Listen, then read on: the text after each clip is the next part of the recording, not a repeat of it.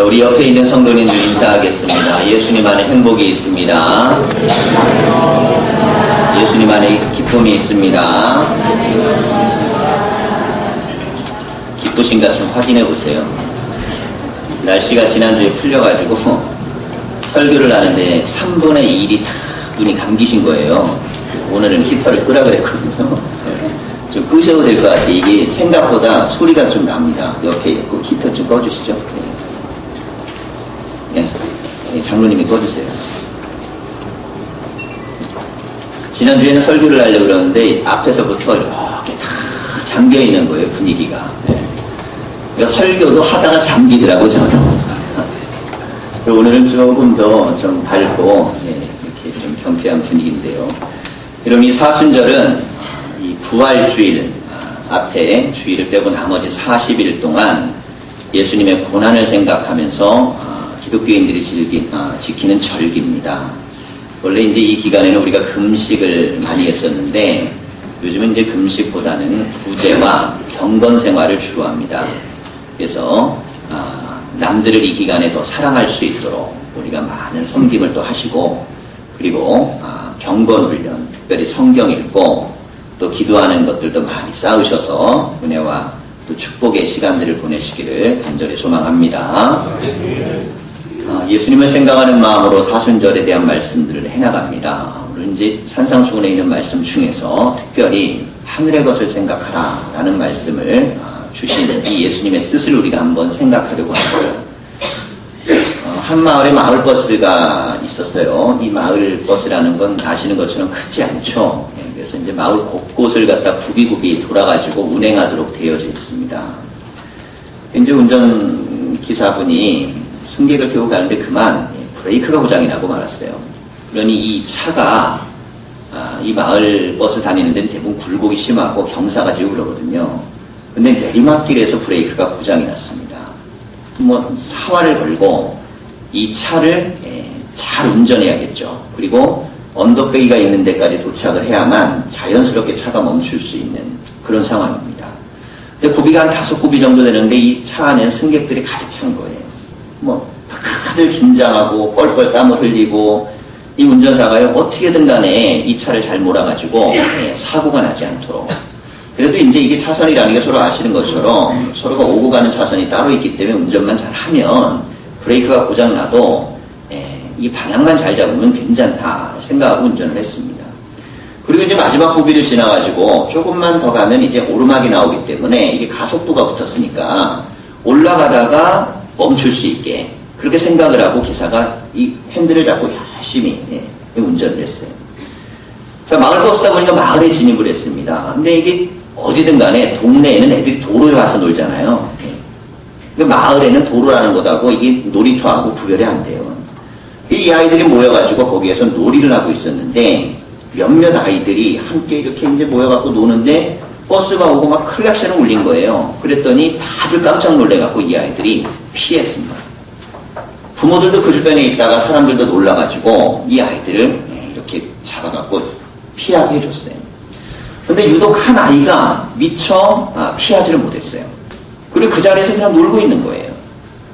자, 이때 운전기사는 중요한 판단을 해야 됐습니다. 내가 이 아이를 살려야 되느냐 아니면 죽여야 되느냐의 판단에 기로에 쓴 거예요. 아이가 정중앙에 있으니까 아이를 살리려면 자기 차 안에 있는 승객들이 전복이 되어 죽거나 다칠 수 있는, 가속도가 붙었기 때문에 더더욱 그렇겠죠.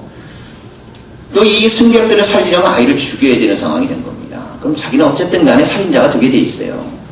자, 이 상황에서 이분이 선택한 것은 아주 정말 성광 같은 그런 고민과 갈등 끝에 아이를 쳐서 죽입니다. 그리고 나서 차는 얼마 가지 않아서 멈추고, 그리고 그 안에 승객들도 내리고 기사도 내려요. 이 기사가 아이를 안고요 막 옵니다. 주변에 사람들이 몰려들기 시작했어요. 비난을 하는 거예요. 차에 브레이크가 고장난 걸 모르는 사람들, 밖에 있었던 사람들은 더더욱 심하게 살인만 하고 욕을 하기도 하고, 어떻게 아이를 갖다가 보지 못하고 그랬냐고 막 비난을 쏟아내는 거예요. 하지만 차 안에 있던 사람들은 참담한 거예요. 이런 일이 왜 생겼는지 자기들은 알잖아요. 그러니 그 마음이 막 답답하고 참담하고 고통스러웠습니다. 이 기사가 아이를 안고 고통스럽게 뚜벅뚜벅 걸어서 사람들 사이를 지나가는 거예요. 근데 누군가가 이렇게 얘기를 하는 거예요. 더 이상 그 사람을 비난하지 마라. 그 사람은 그 아이의 아버지다 그런 거예요. 이 버스, 마을 버스이기 때문에 자기 아버지가 운전하는 차에서 아이는 피하지 않은 겁니다. 설마 우리 아버지가 나를 죽이겠어라는 생각으로 거기서 놀고 있었던 거예요. 다 도망갔지만 그 아이는 거기 있었던 겁니다. 그런데 이 아버지는 승객들을 살리기 위해서 이 아이를 쳐서 죽였어요. 여러분, 이 메시지가 우리에게 주고 있는 대속의 은혜에 대한 일종의 해석입니다. 하나님께서 인생을 살리기 위해서 자기의 사랑하는 아들을 죽이셨습니다. 아버지가 자식을 죽인다는 거, 이게 제정신갖고 할 수 있는 일이겠습니까? 네. 여러분, 설령 내 자녀가 어디 먼 데서 죽었다 그래도 부모보다 자녀가 먼저 죽는다는 것은 평생의 고통으로 남습니다.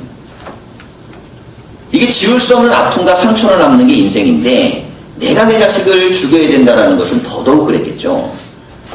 예수님께서 아버지의 순종함을 따라서 이 땅에서 십자가를 지셨습니다.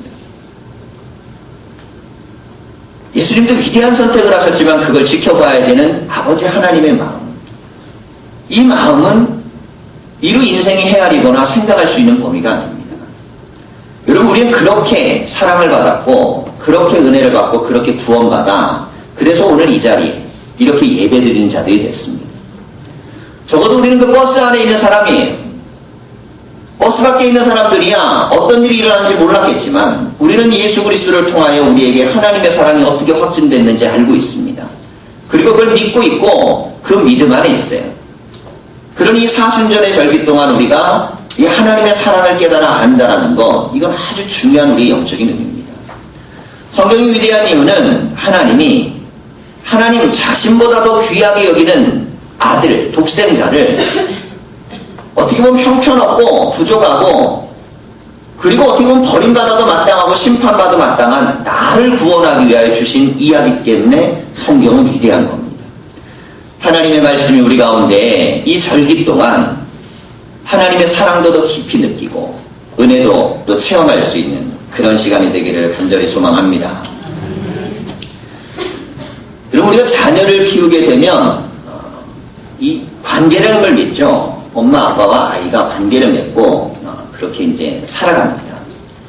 근데 이 서로의 관계는 똑같은 시간과 공간과 사건 속에서 이루어질 수 있는데 이것에 대한 기억이 좀 달라요.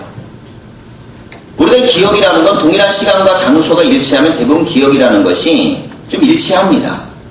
근데 부모가 기억하는 자식하고 자식이 기억하는 부모가 달라요. 그리고 또 자식이 스스로 자기를 인지하는 것도 다릅니다.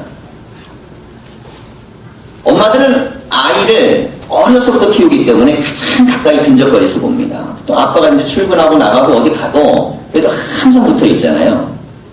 또 애기들은 또 남들한테 줬을 때 잘 웃고 잘 놀고 그러다가 당장 내가 데리고 있으면 힘들고 어렵게 하는, 이 모두가 다 받아내야 되거든요.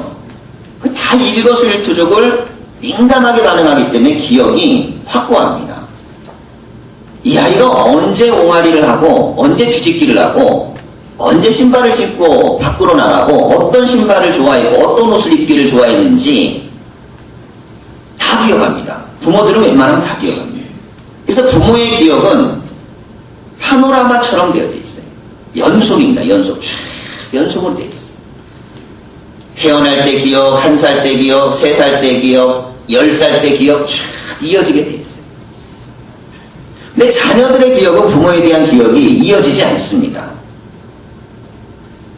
항상 현재적인 것으로 내가 느끼는 대로 부모에 대해서 반응합니다. 그러다 보니 자녀들은 끊임없이 바뀌는 거예요. 부모에 대한 태도가. 근데 부모는 그 사랑이 한 번도 식지 않습니다. 아이를 낳아서 기르고 성장해가지고 이 성장에서 설령 성장해서 할아버지가 돼도 그 부모는 그 사랑이 식질 않아요. 그런 경우들이 있거든요. 아들은 70인데 어머니는 90 넘으시고 이런 경우들도 있잖아요. 그러면요, 우리 애기라고 부르는 분들도 있어요. 제가 접목해 하는데, 이분이 동네에서 70이 넘으셨으니까 할아버지 아니에요, 할머니 아니에요, 며느리도. 근데 집안에 90이 넘은 분이 있으니까 아직도 우리 애기. 이 개념이라는 게 그렇게 지나갑니다. 어렸을 때 봤던 기억이 70년을 흐른 거예요. 자, 이렇게 이어지는 기억과 생각 속에서 동일하게 주어지는 건 뭐냐면 끊임없이 자녀에 대한 사랑은 그대로 지속됩니다. 어렸을 땐 어린 모습대로, 사춘기 땐 사춘기대로, 청년기 땐 청년기대로, 결혼해가지고 자식 낳을 때는 또 그 모양 그대로 반응해주면서, 그러면서 그 사랑은 식지 않습니다. 그 사람의 형태에 맞추어서 지속적으로 반응하면서 가는 거죠. 근데 자녀는 그렇지 않습니다. 자녀는요, 아기 때는 엄마 아빠 없으면 죽는 줄 알아요. 특별히 낯가리는 아이들 있잖아요. 엄마 아빠 없이 다른 데다가 괜히 안기려고 그러면 막 울고 불고, 그런 부모들이 여기 되게 기분 좋아해요. 속으로는 우리 애가 왜 우나 그러지만 애가 어쨌든 나만 좋아한다 이거거든요. 생각이 뭔가 나쁠 거 없어요, 그것도. 자, 근데 조금 더 크다 보면 아이들이 친구가 생기고 어울리기 시작하고요. 그래갖고 이제 친구들끼리 어울리기 시작하면 그때부터는 이제 관심이 좀 달라지죠. 조금 더 성장하면 그때부터는 부모하고 대화가 달라져요. 솔직한 얘기는 하나도 안 해줘요. 유치원 때 다닐 때는 속속들이 모든 거 다 해주던 얘기가, 이제 중고등학교 다니면요, 전부 다 90%가 비밀이야. 다 비밀이에요, 다. 감춰진 얘기입니다. 자기들끼리만 서로 통하고 얘기하고 하지, 그때부터는 멀어지는 거예요. 자녀란 기본적으로 부모에 대한 그런 반응을 보입니다. 그리고 나중에 결혼할 때 되면 어떻게 돼요? 누군가를 다 데리고 와, 사랑하는 사람을. 그럼 부모 마음에 안 들 수 있어요. 제가 보면 어떤 부모도 사람 데려왔을 때 마음에 들었다, 그런 경우는 거의 없어요, 솔직히. 그게 왜 없냐면 내가 키운 세월, 마음, 이게 있어가지고요. 하여간 내 자녀가 세상에서 가장 대단해 보여요. 그러니 누구를 데려왔는데 눈에 성에 차겠습니까? 아무리 좋아 보여도 뭔가 한두 가지는 부족해 보이죠. 근데 이런 생각이 되는 거예요. 내가 너를 어떻게 키웠는데. 근데 자식은요, 그런 생각 안 합니다. 우리 엄마 아빠가 나를 어떻게 키웠는지 아무 생각은 안 해요. 내가 사랑하면 내 인생은 내가 개척하는 거지. 철저하게 중심이 나 중심입니다. 자, 인생이란 하나님과 우리와의 관계도 마찬가지입니다. 하나님은 지속적으로 우리에게 한 번도 눈을 떼지 않으면서 사랑을 계속 우리에게 주셨어요. 바울은 이걸 칭하여 이르기를 창세전부터 우리를 위한 계획을 갖고 계셨다 그랬어요. 창조가 시간의 출발인데, 논리적으로 이야기하면 시간의 출발 전에는 시간이 존재할 수 없어요. 근데 하나님의 사랑은 그거보다 먼저 있었다는 거예요. 얼마나 강조하고 싶었는지 논리를 깨가면서까지 하나님의 사랑을 그렇게 바울이 표현했습니다. 하나님의 사랑은 내가 태어나기도 전부터 지켜나셔가지고 날 때부터 이때까지 계속 지켜보고 사랑하신다는 겁니다. 마치 부모가 자녀에 대한 마음을 그렇게 품고 있는 것과 동일합니다.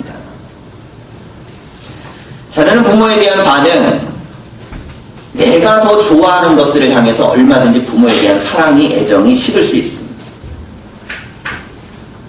하지만 부모는 자녀에 대한 그런 마음을 안 갖죠. 평생의 모든 마음은 지속적으로 사랑하고 위하고 귀하게 여기는 마음이에요.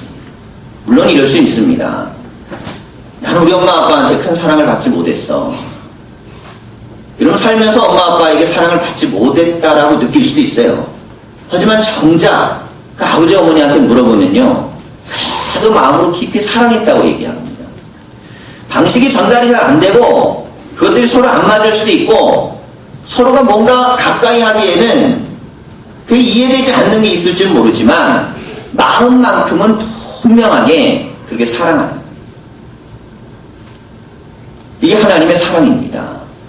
사순절의 기간은 하나님께서 우리를 사랑하셨던 그 사랑에 눈을 들고 그리고 하나님을 향하여 마음을 여는 기간이에요.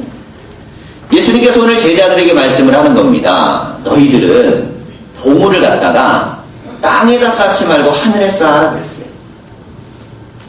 땅에는 도둑도 들고 좀도 들고 돈록도 들고 그렇기 때문에 이게 있다가도 없어질 수도 있는 거고 잘 돼가도 나빠질 수도 있다. 하지만 너희의 보물을 하늘에 쌓아두면 하나님께서 지켜주신다는 거예요. 자, 그럼 보물을 하늘에 쌓는다는 의미가 뭐겠습니까? 보물이란 내 마음이 있는 것이 보물이에요. 세상에서 가장 내가 소중하게 여기는 거, 이 물잔이다 그러면 이게 보물 되는 겁니다. 이게 물잔이 내가 소중하긴 보물이잖아요. 보물이라는 건 내 마음이 귀하게 여기는 게 보물이에요. 어떤 사람은 자식이 귀할 수도 있고, 어떤 사람은 돈이 귀할 수도 있고, 어떤 사람은 내 명예가 귀할 수도 있고, 어떤 사람은 내가 하는 일이 귀할 수도 있습니다.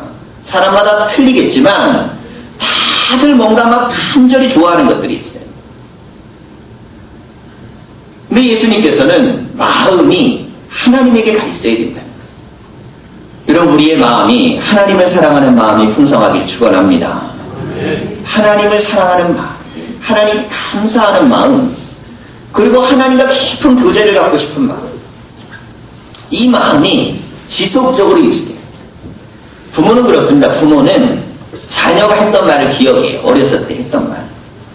얼마 전에 우리 막내가 기가 막힌 약속을 하나 했어요. 엄마에게 했다는데 63빌딩을 사주기로 했습니다. 앞으로 그건 우리 집으로 넘어오게 돼 있어요. 돈 많이 벌어가지고 63빌딩을 사주기로 했어요. 63빌딩이 얼마인지는 모르겠지만 어쨌든 내 아들이 나에게 사주기로 약속을 했어요. 여러분, 저는 그걸 평생 죽을 때까지 기억할 거예요. 지키나 안 지키나 봐야죠. 근데 아이는 그걸 기억할까요? 한 3년 지나고 나면요, 뭘 사준다고 했다는 것조차도 기억 못할 수 있어요. 우리가 하나님 앞에 현재적으로 반응했던 기도, 예배, 믿음의 태도가 있어요. 내가 30년 전에 하나님 앞에 믿음으로 반응했던 거, 하나님은 기억하고 계세요. 기억하십니다. 내가 주님 앞에 기도했던 내용, 나는 까먹었는데 주님은 기억하시는 거예요. 이 부모는 그렇습니다. 제가 어렸을 때 우리 강원도 산골에 살았으니까 우리는 소풍 가면 산에 살아가고 산으로 갔어요. 갈 데가 없었어요. 다 산이라. 그래서 중원동이라는 게 원래 이게 고려 왕조에서 충신했던 사람들이 그 조선으로 넘어오지 못하고 이 사람들이 생명을 걸고 자기들은 그냥 죽고 말겠다 그랬던 사람들이 골짜기 숨어가지고 들어가는데 이게 산골짜기, 강원도 산골짜기 들어가는 거예요. 해발 1000m 이상에. 제가 그런 좋은 동네에서 살았어요. 네. 그런데 가면은 소풍을 가면 산을 구비구비해서 7바퀴를 돌아 7커브를 돌아가고 꼭대기 올라간 평지가 있는데 거기 오면은 소풍 때 꼭 장사들이 와요. 네. 애들한테 팔러 그런 거 있잖아요. 근데 제가 그때 그러니까 소풍을 하고 김 바르는 그 소리 있잖아요. 그걸 산 것 같아요. 그러니까 샀대요. 그래가지고 어머니한테 갖다 드렸는데 저희 어머니는 평생 처음 받아본 선물이라 그걸 가지고 늘 김을 발랐다는 거예요. 우리야 기억합니까? 어렸을 때고 그냥 사면 되는 거고 돈 있으니까 사다 드린 거예요. 하지만 그걸 받은 그 부모의 마음은 다를 수 있다는 겁니다. 그래서 관계라는 게 동일한 시간과 장소와 사건이 존재해도 그거에 대한 기억과 해석이 틀려요. 하나님이 우리에 대해서 기억하는 것들은 우리가 하나님께 기도했던 그 하나님을 향한 믿음과 사랑과 갈망들을 기억하시는 거예요. 야, 너 그렇게 기도했던 사람인데, 너 그렇게 나를 믿었던 사람인데, 너 이렇게 순종하겠다고 결단했던 사람인데, 그 기억을 하나님은 갖고 계십니다. 그리고 우리가 그렇게 되도록 끊임없이 우리를 도우시고 인도하시는 거예요. 우리가 믿음으로 하나님께 나아갑니다. 자녀들은요, 변덕이 있어요. 이랬다 저랬다 할 수 있고 기억도 잊어버리고 할 수 있습니다. 하지만 부모는 기대를 가지고 늘 마음으로 기도하듯이 하나님도 우리에 대한 기대를 가지고 그렇게 우리를 위해 기도하시고 예수님이 우리를 위해 그렇게 기도하시는 거예요. 아버지 하나님께 우리가 하나님께 말씀드렸고 소원했던 것이 이루어지고 그 믿음이 되기를 위해 기도하는 겁니다. 오늘 우리가 하나님 앞에 나왔습니다. 하나님은 십자가에서도 사랑을 확증하셨어요. 더 이상 하나님이 인간을 사랑할 수 있는 방법을 보여줄 수 없을 만큼 최고의 수준에서 독생자를 보내서 십자가의 죽으심으로 확증하셨습니다. 자, 그런데 이 확증에 대한 우리의 반응, 하나님이 원하시는 게 뭔가? 히브리서 11장 6절은 믿음이 없이는 하나님을 기쁘시게 못하나니 믿음이 없이는 하나님을 기쁘시게 못한다. 하나님께 나아가는 자는 그가 계신 것과 존재에 대한 믿음을 확실히 붙들어야 됩니다. 그리고 그가 자기를 찾는 이들에게 상 주시는 이심을 믿어야 할지니라 그랬습니다. 하나님을 믿으면 하나님을 찾아가는 거예요. 하나님 앞에 나오면 하나님께서 그 사람에게 상을 주신다는 거예요. 그럼 이 상이 뭐겠습니까? 오늘 본문의 말씀처럼 하늘에 쌓아둔 보물입니다. 우리가 하나님께 드리는 예배는 여러분 돈으로 환산할 수 있는 게 아닙니다. 그것은 하나님이 우리에게 놀라운 은혜로 다시금 갚아주실 거예요. 우리가 하나님 앞에 드리는 기도는 눈으로 보이는 물질이 아닙니다. 그러나 하나님은 그 기도에 응답하셔서 반드시 역사를 하실 거예요. 우리가 함께 불러서 하나님 앞에 예배를 준비하고 찬양을 드리고 봉사를 하고 섬기고 헌신하는 것들, 어떻게 보면 아이가 좀 내가 헌신하고 봉사하고 열심히 하기 위해 하는 거야, 그런 마음으로 할 수도 있지만 그것은 하나님 앞에 쌓이는 마음이에요. 하나님께 그 마음과 믿음이 쌓이기 때문에 그것은 때가 되면 우리에게 꼭 필요한 만큼 우리 하나님께서 은혜로 되돌려 주시는 보상이 되는 겁니다. 여러분, 하나님이 계신 것과 그분께 나아가는 이들에게 상 주시는 이심을 믿고 우리가 주님께 더 가까이 말씀에 더 순종하는 믿음으로 예배를 내 생에 있어서 가장 소중한 가치로 두십시오. 눈에 땅 아래 보이는 것에 인생의 생명을 걸다가 여러분 시간이 지나보면요 허망합니다. 하지만 우리의 소망을 하나님께 두고 하나님의 사랑에 두고 그리고 하나님과 깊은 영적인 교제를 하는 것에 두는 사람들은 눈에 보이는 물질이 비록 부족하고 약해도 그 사람들은 얼마든지 행복과 기쁨의 삶을 살 수 있습니다. 우리나라 역사를 반만년 이렇게 부릅니다. 반만년 그러면 뭐 사실 우리 입장이 굉장히 긴 것 같은데 더 오래된 역사를 갖고 있는 수많은 민족들이 있어요. 그래도 한 5,000년 이상이면 굉장히 긴 기간입니다. 자, 한반도에 갇혀서 대륙으로 진출해 오려고 하다가 막혀버리고 그냥 다시 이제 쭈그러들고 뭐 해양으로 간다 그래봤자 뭐 일본으로 갈 수 있는데 거기는 아시겠지만 문화만 조금 건너가고 더 이상 진출을 못했습니다. 그런데 5,000년의 이 역사 가운데 오늘날처럼 찬란했던 역사가 한 번도 없어요. 대부분의 많은 나라들이 찬란한 역사를 가지고 있습니다. 뭐 이집트라든지 태국이라든지 뭐 이런 나라들 대단한 역사들을 예전에 갖고 있던 나라들이 있어요. 자, 그런데 우리나라는 그렇게 찬란한 역사라고 이야기하는 게 이제 경주에 있는 불국사. 그러면 이제 거기에 가면 부처님상 하나 조그만 거 있어요. 외국에 가갖고 가다 보면 전부 다 벽면이 난리도 아니에요. 어마어마하게 비하면 우리가 좀 오래전에 그 만들었다는 것 빼놓고는 그렇게 보여줄 수 있는 게 없습니다, 사실. 근데 우리가 소중히 여기니까, 문화라고 생각하니까, 우리가 찬란하다고 얘기해야 되니까, 문화적 민족이라고 자꾸 생각해야 되니까, 그러니까 우리가 이렇게 중요시 여기지만 세계 역사에 비하면 사실은 그렇게 크고 대단한 역사는 아닙니다. 그런데 오늘날을 바라보는 대한민국은 틀리죠. 세계적인 대국이 됐습니다. 경제와 그 다음에 문화와 뿐만 아니라 모든 기술과 여러 가지 모든 영역에서 발전된 정치에 대한 흐름, 짧은 시간 안에 양성평등을 이루어내고 보통선거를 치러냈고, 여러분 미국이요 어마어마한 투쟁과 시련을 겪으면서 했던 거예요 그거. 근데 우리는 건국하자마자 시작한 게 보통선거입니다. 대한민국은 위대한 문화를 가지고 오늘까지 찬란한 역사를 쓰고 있습니다. 말하자면 정말 잘 나가는 나라예요. 물질적으로 풍요해졌고 정말 많이 먹고 잘 삽니다. 자, 그런데 그렇게 잘 살고 그렇게 대단하게 우리 역사상 한 번도 경험해보지 않은 찬란한 시간을 보내고 있는데 정말 우리의 마음과 우리의 생각과 우리의 삶의 자리는 진정으로 행복한가? 자, 이걸 우리는 되물어 봐야 됩니다. 캐나다에서 있었던 실제적인 사건 이야기입니다. 이 사람이 어려서부터 학대를 많이 받았어요. 부모가 알코올 중독이었던 것 같아요. 그러니 학대도 많이 하고 생활이 어렵고 그러니까 가난해갖고 찌들어 살았습니다. 어린 나이에 상처를 많이 받았어요.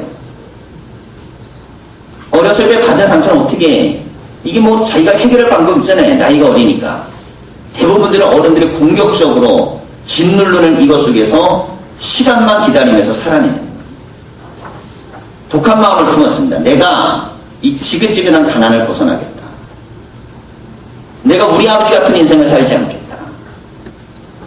그러면서 독하게 마음을 먹고 열심히 노력을 했어요. 이 사람이 가난을 탈출하기 위해서 노력해가지고 나름대로 돈도 벌었습니다. 아내도 얻게 됐고 자식도 낳았어요. 근데 이 사람의 꿈이 있었어요. 이게 뭐냐면 남들이 그렇게 부러워 보이는 스포츠카 한 대를 갖는 게 꿈이었어요. 나는 멋지게 스포츠카를 타고 사람들에게 폼나는 인생을 살 거야. 돈을 벌었으니까 스포츠카를 산 거예요. 고이 모셔놓는 거예요. 섬기는 거예요. 차를 귀하게 대하는 거예요. 꿈이 이루어졌으니까 또 얼마나 또 그렇겠습니까? 얼마 지나지 않아서 외출하고 돌아왔을 때 창고문이 열려있는 거예요. 들어가다 보니까 끄적끄적 소리가 나요. 자기 애기가 못을 가지고 스포츠카에다 글씨를 쓰고 있는 거예요. 자, 이건요 경험해 본 분들만 알아요. 경험해 본 분들. 새 차 샀는데 누가 옆에 찍 그은 거. 제가 예전에 자가용이 한 대 새 차가 있었는데 옆에 줄이 쫙 걸리는 거예요. 제가 웬만하면 분노 잘 안 하는 사람인데 얼마나 화가 나든지 그냥 잡히면 가만 안 둘 것 같더라고. 그리고 얼마나 마음이 상하겠습니까? 게다가 일생의 꿈인데 이게 애가 그러니까 이 아버지가 어렸을 때 받았던 학대와 상처에 대한 응어리가 이게 폭발을 해버렸어. 이걸 해결하고 변화의 과정을 거쳐갖고 성숙으로 갔어야 되는데 그걸 못하고 단지 가난하고 학대받는 걸 해결하려고 돈 많이 벌어갖고 성공을 획득했기 때문에 분노가 막 일어나가지고 옆에 있는 연장을 가지고 아이의 손목을 내리쳤어요. 여러분 그 분노했을 때 사람이 폭력을 행하는 건 정상적일 때하고 틀리죠. 그러니 그때 내리친 이 손목 병원에 아이를 데려갔는데 그만 손목을 절개해야 됐습니다. 절단했어요. 아버지가 얼마나 고통스럽겠어요. 자기 때문에 아이의 손목이 잘려나갔고 뿐만 아니라 자동차도 저렇게 돼요. 약간 심란한 거예요. 근데 이 아버지가 어려서 이 상처, 억압을 견디질 못해가지고 아이를 강하게 압박하면서 키운 거예요. 이 애기인데도 얼마나 아버지가 강한지 팔이 문드러졌는데도 용서해달라고. 아빠 잘못했다고.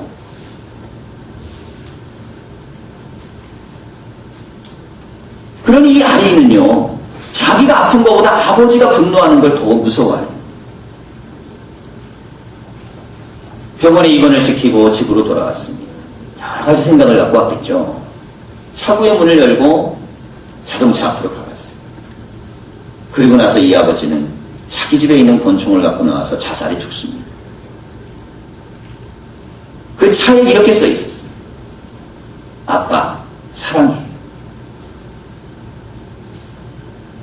아이는 아빠에게 사랑한다는 표현을 거기에다 쓰고 싶었던 거예요. 이 아버지는 충격을 받습니다. 사랑한다고 썼던 그 손을 내리친 거예요. 그게 뭐 스포츠카가 얼마나 대단한지 몰라도 가장 소중한 자녀를 그렇게 대한 거예요. 이런 이 이야기는 그 나라 전체에 큰 충격적인 사건이 됐습니다.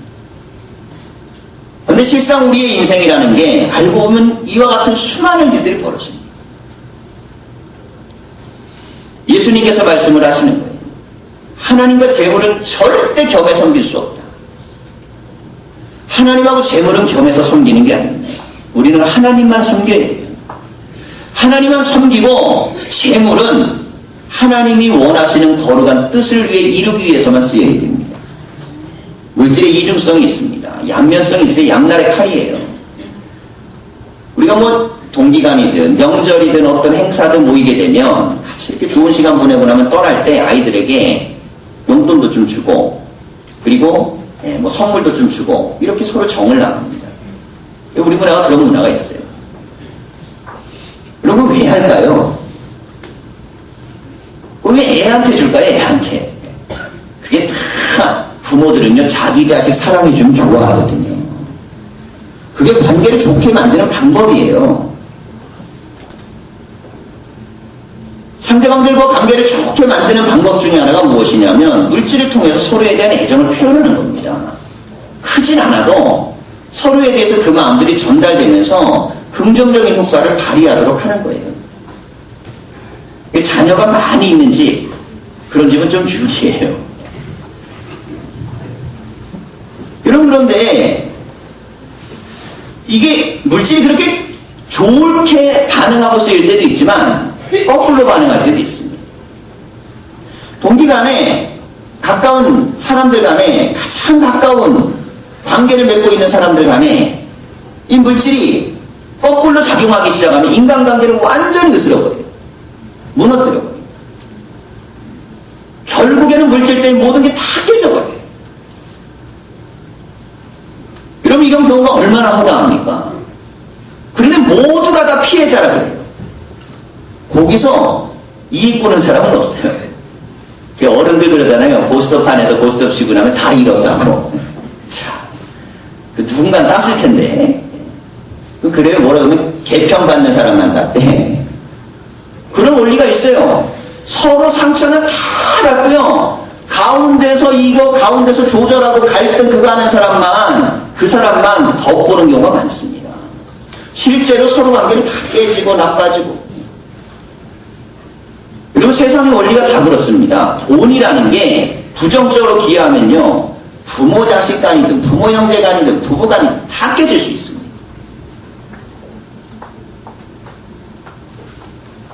물질이 생명보다 귀하게 느껴지는 순간 그때부터는 지옥이 되는 거예요. 여러분, 오늘날 우리는 자본주의 최고의 시대를 구비하고 살고 있지만 최악의 시대를 삽니다. 오늘날 시대는 최고로 악한 시대예요. 아무리 많이 누리고 살아도 물질보다 사람이 소중하게 여겨지는 시대를 살아야 그 시대가 좋은 시대입니다. 조금 배고파도 사람이 물질보다 귀하게 여겨져야 돼요.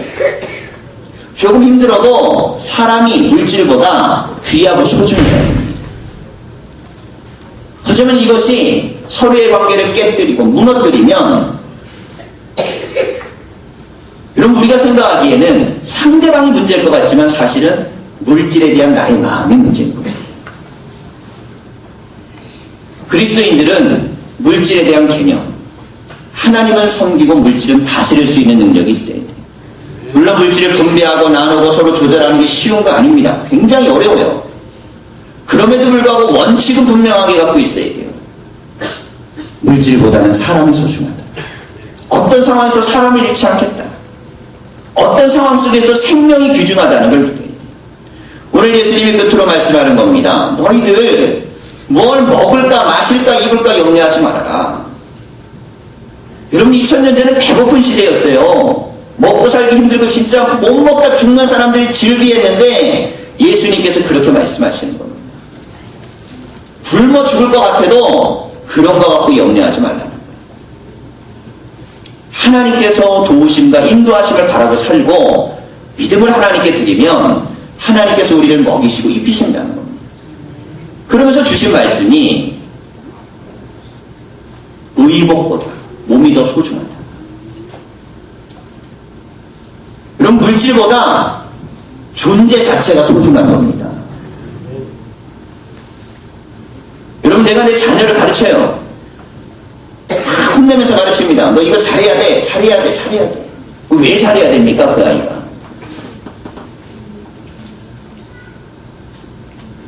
그 아이가 왜 잘해야 되는지를 그 아이가 스스로 느낄 수 있도록 하는데 실패했다면, 그러면 그 가르침은 헛된 가르침이에요. 실패한 겁니다. 스스로가 깨달아 알아. 내가 왜 이렇게 살아야 되는지를 알 수 있도록 하려면 눈높이를 낮추고, 그리고 그들과 대화할 수 있도록 내 마음과 생각을 낮춰야 돼요. 그래야만 대화가 되는 거예요. 뭐뭐 해라 이런 말은 누구나 다 할 수 있어요. 근데 하도록 만드는 건 아무나 할 수 있는 게 아닙니다. 그럼 뭐뭐 하라는 건요, 노숙자들도 다 할 줄 알아요. 길거리 다니면서. 하지만 뭔가 이루어낼 수 있는 사람은 뭘 하라고 많이 말하는 사람이 아니고 될 수 있도록 자기를 변화시키는 사람이에요. 예수님께서는 말씀하는 겁니다. 생각부터 바뀌어야 된다. 물질보다 사람이 소중하고 의복보다 몸이 중요하지 않냐. 하나님이 예수님을 이 땅에 보내신 이유는 물질을 구원하기 위해 보낸 게 아닙니다. 사람을 구원하기 위해 보내신 거예요. 그러니 우리가 이 땅을 살아가면서 정말 나는 돈 때문에 죄짓지 않았는가? 돈 때문에 내가 사람을 버리진 않았는가? 돈 때문에 인간관계가 깨지진 않았는가? 여러분, 우리는 물질 때문에 사람을 얻어야 됩니다. 물질 때문에 사람관계가 좋아져야 되고, 물질 때문에 인간관계가 넓어져야 되고, 물질 때문에 모든 것들이 선한 쪽으로 가야 돼요. 그러려면 어렵습니다. 마치 연어가 물을 거슬러서 계곡으로 올라가는 것처럼 그건 고통스러운 일이에요. 세상은 그냥 물질 때문에 갈등하는 게 편하고, 물질 때문에 싸우는 게 편하고, 물질 때문에 원수 지는 게 편하고요. 물질 때문에 상대방을 미워하는 게 훨씬 편합니다. 다 그렇게 삽니다. 그래서 우리는 그렇게 살면 안 되는 거예요. 그래서 그리스도인들은 예수님의 말씀처럼 땅에다 보물을 놓으려 하지 말고 하나님 앞에 보물을 놔야 돼요. 여러분, 주님이 우리의 것들을 보상하실 겁니다. 그래서 물질보다 영혼을 사랑하십시오. 물질에 갈등과 어려움이 생긴다면 더 소중히 여긴 건 사람이 되셔야 돼요. 그렇게 될 때 오히려 이 물질은 선하게 서로를 만나고 기여해 주는 데 쓰일 거예요. 세상 사람은 그렇게 안 하더라도 적어도 예수 믿는 사람은 그래야 됩니다. 그래서 사람들이 이렇게 이야기해야 돼요. 저 사람들은 하나님을 섬기는 사람이에요. 여러분, 우리는 물질을 섬기는 사람이 아니고 하나님을 섬기는 사람입니다. 물질 때문에 하나님에 대한 믿음의 말씀들을 다 내팽개치고, 하나님이 기뻐하시는 모든 행위들을 내팽개치고, 정말 비인간적인 행동들을 하는 그리스도인들, 그렇게밖에 살 수 없는 사람들이 굉장히 많아요. 여러분, 하나님이 기뻐하시는 게 뭐겠어요? 죽은 후에 천국 갈 때 10원 한 푼 들고 가는 사람은 없습니다. 우리가 이 땅에서 아름다운 사람으로 기억되려면 그 사람이 진실로 하나님을 사랑하고 사람을 사랑했다라고 기억되어야 됩니다.